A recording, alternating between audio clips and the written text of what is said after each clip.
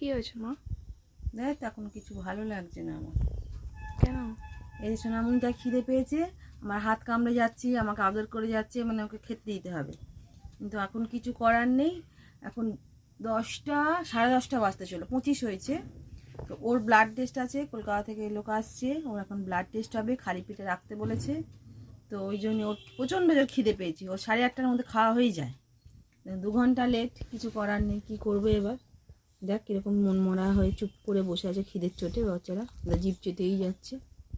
বাবা খিদে পেয়েছে শোনা, কী করবো বলো, কী করবো? আমরাও এখনো কেউ খাইনি, ও দিদিও খায়নি, আমিও খাইনি, কিছু খাইনি। ওকে আগে টেস্ট হবে ব্লাড, তারপর ওকে খাওয়াবো, তারপরে আমরা সবাই মিলে খাবো।